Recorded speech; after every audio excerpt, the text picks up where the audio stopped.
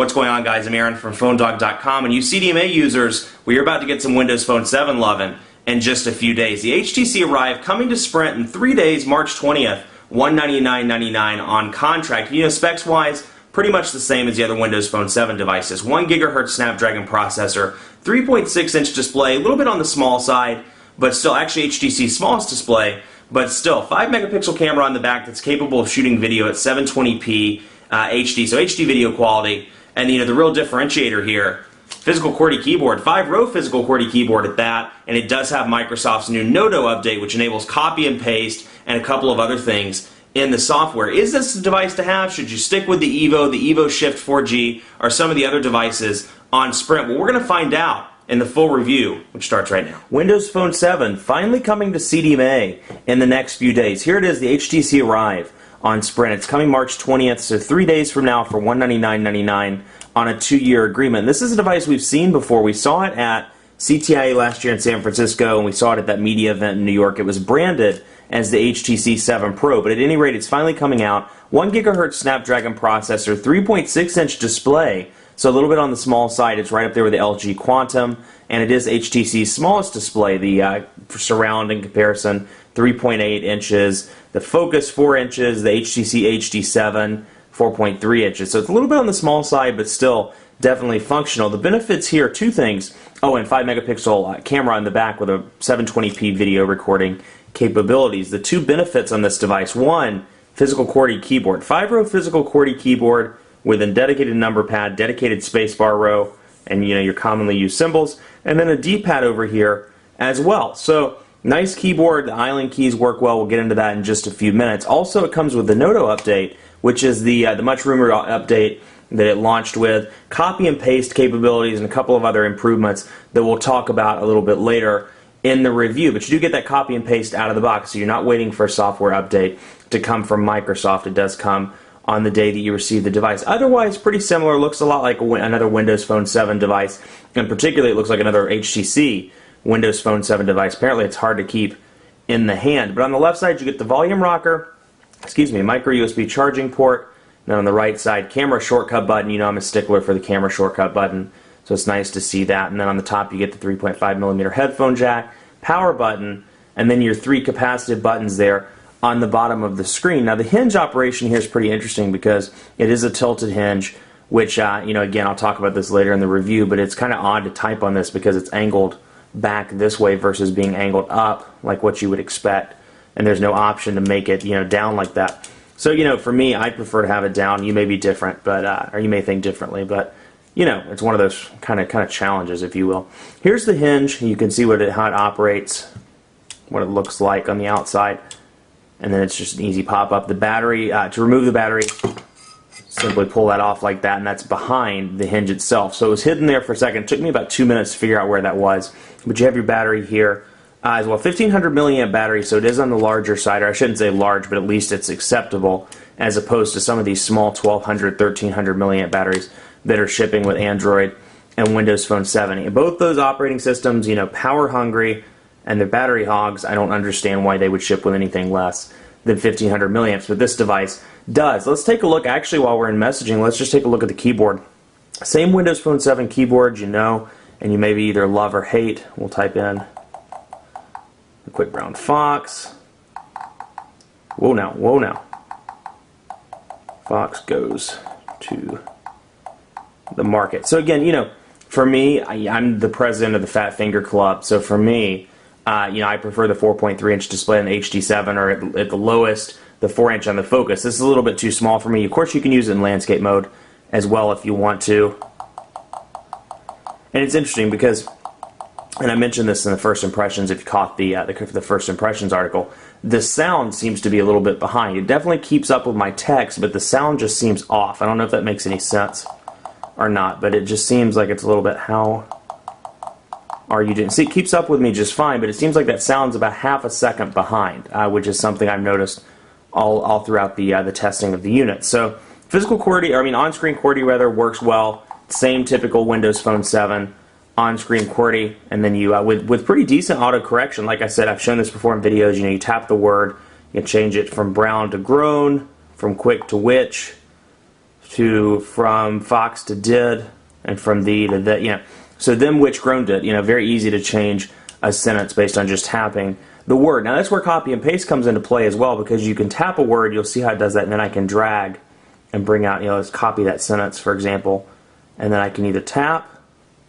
and click paste, and then I can bring it back, paste again, just keep swiping down there. And originally I didn't think that you could do that, but somebody pointed that out in the comments on PhoneDog, so special thanks to them for showing me that. And then also, of course, let's start a new message, for example. Let's save that as a draft, and then bring this back up. Sorry. And then let's see. Bam. So you see you can do it in a new message as well. It's not restricted to that current message. So it's still, maybe not the best implication, or can't talk today, not the best copy and paste whatsoever implementation, but it's certainly decent and a good start. So it has a 5-row QWERTY keyboard as well, and you have that dedicated number pad, like I said, and a dedicated row for your space and your symbols. So we'll take a look at that. Island keys, nice and separated. These keys are a little chiclety to me, but otherwise they seem to be pretty decent. Let's type the quick brown fox is ready to go home. So you can see, on this side it's interesting because this kind of resembles a physical QWERTY keyboard, just the angle in which these keys are angled. But on this side it just doesn't feel as much like a QWERTY, and for whatever reason, I just felt like I was constantly making mistakes, even a few days in, as a result of not knowing quite where the keys were. So on this side I'm fine, but anywhere on this side to the right of the keyboard I seem to have some issues. So the quick, and I have to keep kind of staring down at it, quick brown fox is awesome.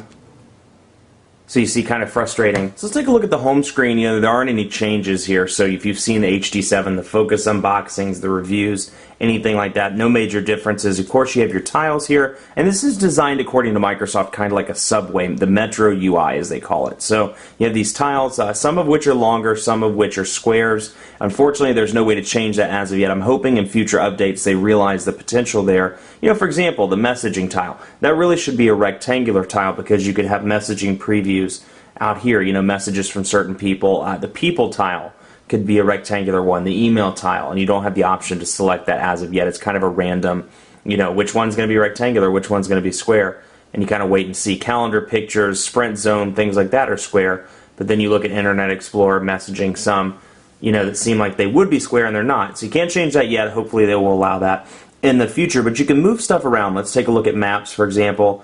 We can move it over here, bring it in, we can move it up, put it there, and then let's say we want to pin something to the start screen. Let's bring the calendar out, which actually that's already on the start screen, which is why it's not letting me. Let's do sound enhancer. That may already be on the start screen too. Okay, pin to start, so you can see, brought it down, press, tap, or tap to hold, bam, it's on there. So no changes there. Of course you have, and you'll have little things you can see like your marketplace, which shows the apps that need to be updated.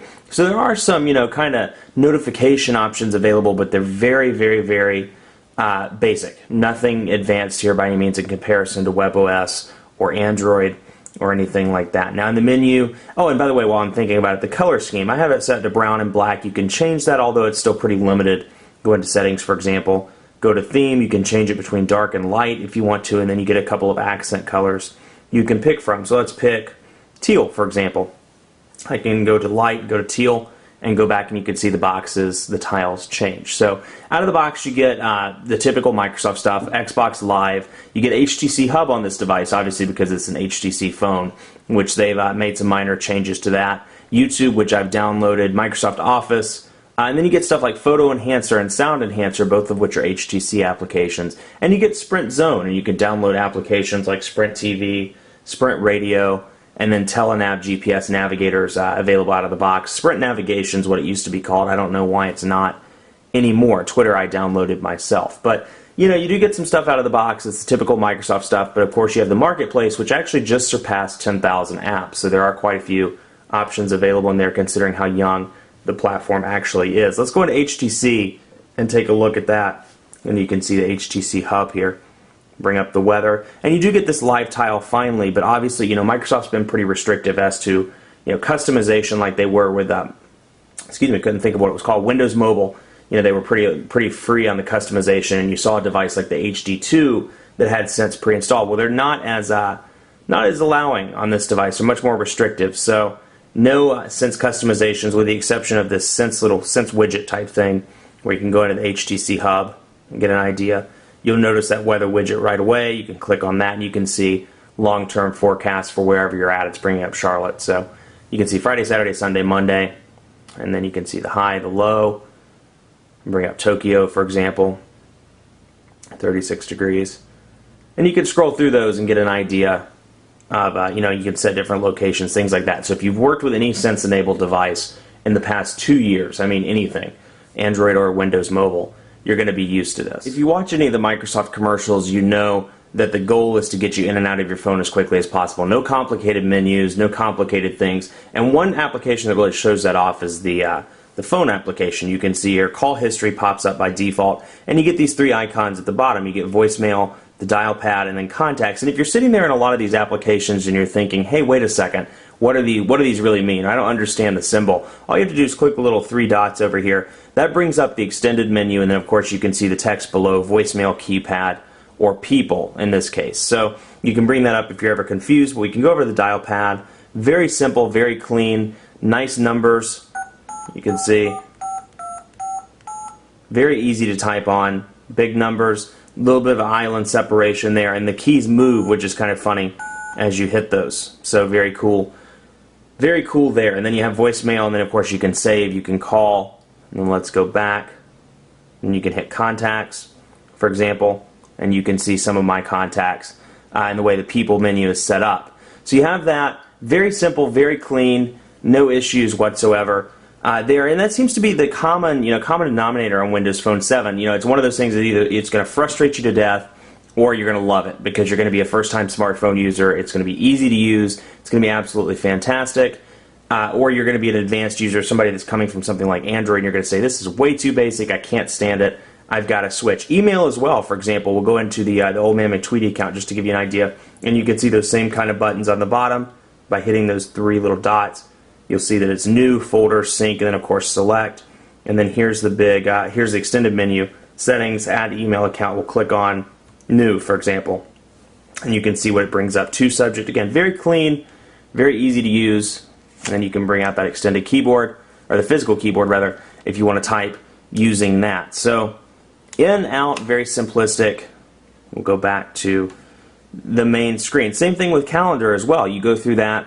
You can see it's set here in 2, and to scroll over between those 2, you'll see the text in a lot of instances kind of runs off the screen. I'm having trouble talking today. Instances kind of runs off of the screen. So you can see what the agenda looks like today, and then you can see the day, and then I have to remind myself sometimes that some of the bills are due, and you can see that, click on 7 p.m. for example, we can set a new appointment, and subject, very clean, subject location, the date, the time, how long it's going to be. Now, if you want to make it a custom time, they have these dedicated times like 30 minutes, 1 hour, the typical stuff. But if you want to make it custom, you can certainly do that. 7 o'clock p.m., let's say you want to make it 7:04, and you want to end it at 8:11. You can certainly do so.